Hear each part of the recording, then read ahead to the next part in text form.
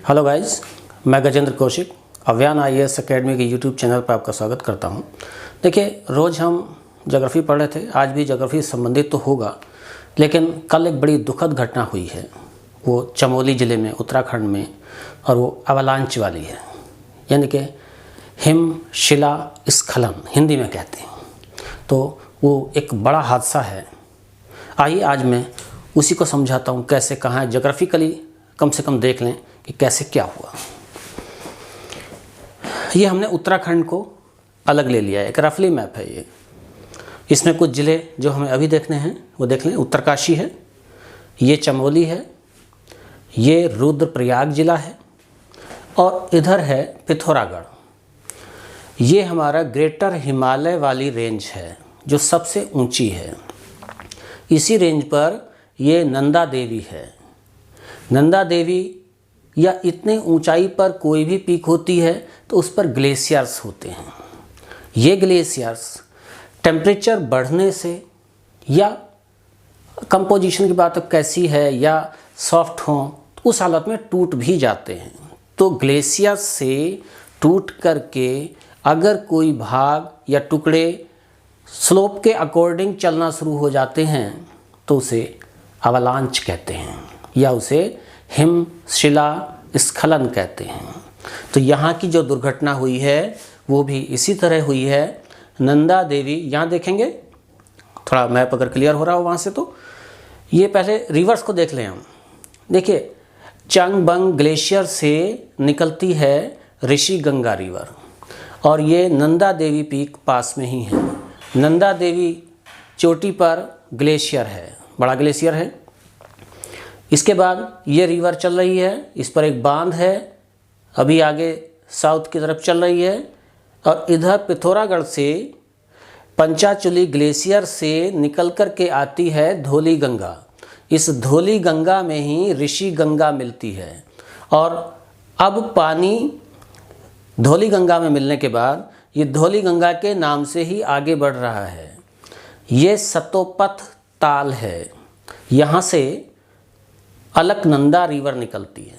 तो ये धौली गंगा की सहायक हुई ऋषि गंगा, और धौली गंगा के नाम से ये विष्णुप्रयाग में अलकनंदा रिवर में मिल रही होती है धौली गंगा।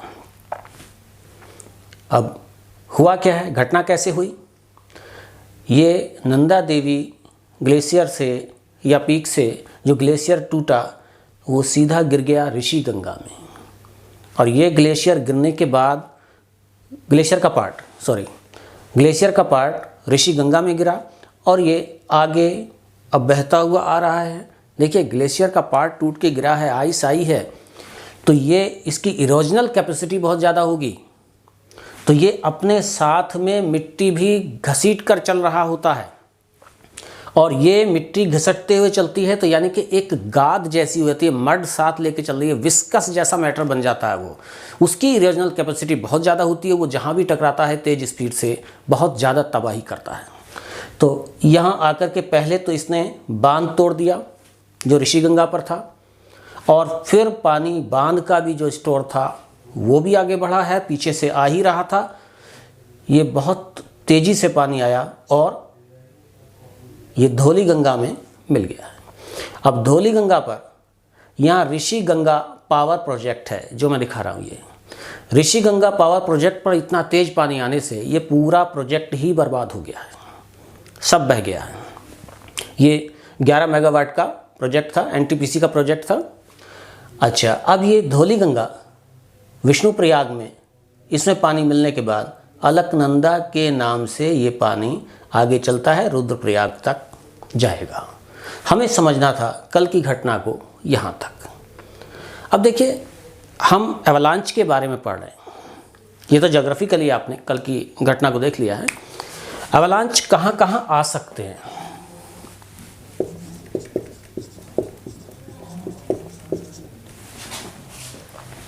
तो वर्ल्ड में 2 जगह आएंगे, एक होंगे हाई लैटिट्यूड्स पर, उच्च अक्षांशों पर, और एक होंगे लो लैटीट्यूड्स पर, निम्न अक्षांशों पर।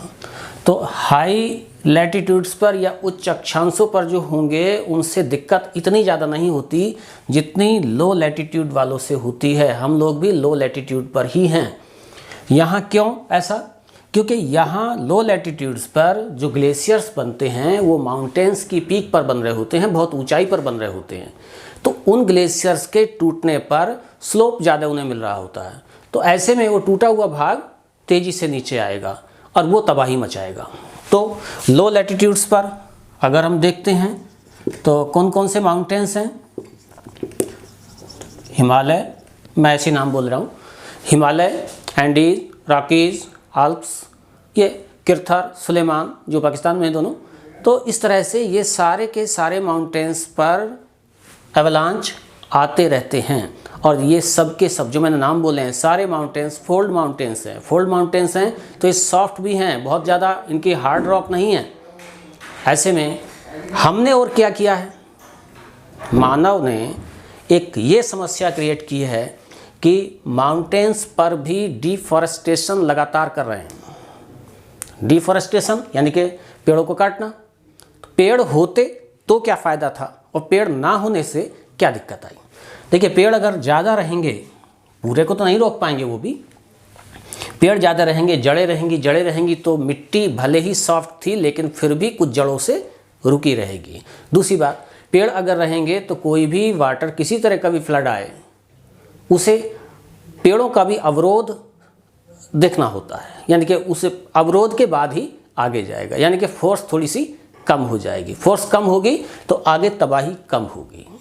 तो अभी भी वक्त है मानव जाग जाए, क्योंकि पहले भी एक बहुत बड़ी दुर्घटना हो चुकी है जब केदारनाथ धाम पर ये इसी तरह का डैम टूटने से त्रासदी हुई थी।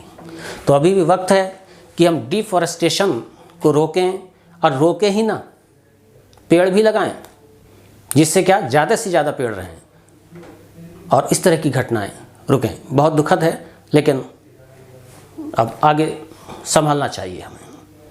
आप पढ़ते रहें।